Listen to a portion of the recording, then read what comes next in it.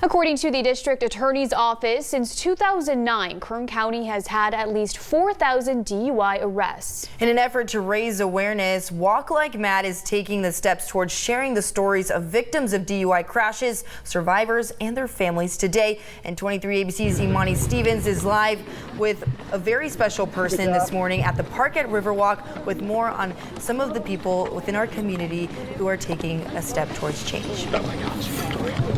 That's right, Tori and Emma. This year's message for the Walk Like Mad and Mad Dash event is no more victims. And I'm here with Blanca Soto. Good morning. Good morning. And you lost your sister in 2017 due to a crash involving a drunk driver. Yes, he was impaired. And what was that like for that time that it happened? It was very devastating, heartbreaking. It was overwhelming, denial. Couldn't believe that it actually happened and that it happened to us.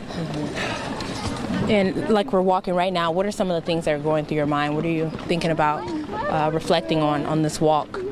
Well, of course, she's always on our minds, and the baby that she was carrying at the time also. She was 7 months pregnant. And what could have been, what should have been, and the things that were taken away from us. Well, at least we feel like they were taken away from us. We were robbed from spending that time with her. And what do you hope will change with MAD, events like this and other programs in our community? Well, being in education, we're all about awareness, so we want to raise awareness about this issue that is 100% preventable, 100%. You don't have to get into a vehicle impaired. There are other options, and they're everywhere, so it's not that there's a lack of. Just need to keep raising awareness and keep educating people. And your sister, she was 7 months pregnant. Yes. Can you tell me a little bit about your sister? What do you remember her as? Well, she was very joyful, and she had tons of friends and loved everybody, and everybody loved her. And, we're wearing green with the shamrocks because she just loved everything Irish. And her little, she left behind at the time she was 2, her daughter Irely, who she, again, the Irish theme, who's 4 years old now and looks exactly like her mom. So every time we see her, every time we look in her eyes, we see my sister, see Gabby. You see Gabby.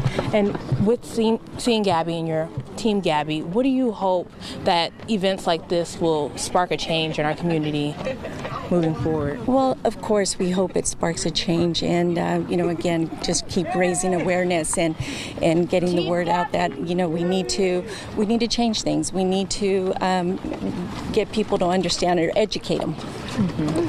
And you talked to me a little bit about the case after the incident. Can you tell me a little bit more about that? Well, he was found guilty. And he was sentenced to 2 years. And unfortunately, at the time, they couldn't bring the fact that my sister was pregnant into the courtroom. So he was only tried on her death. And you were out here last year, and this is the 6th annual Walk Like Mad event. Next year, do you hope it's a different message, a different outcome for the year? Well, of course, continue raising awareness, and our team, keep growing our team. We had a team last year, we have a team this year, and we'll be back again next year. Okay, thank you so much. Thank you. And the Walk Like Mad event, they're going to be out here with community resources until 10 a.m. It's at the park at the Riverwalk. For now, live in Northwest Bakersfield, I'm Imani Stevens, 23 ABC, connecting you.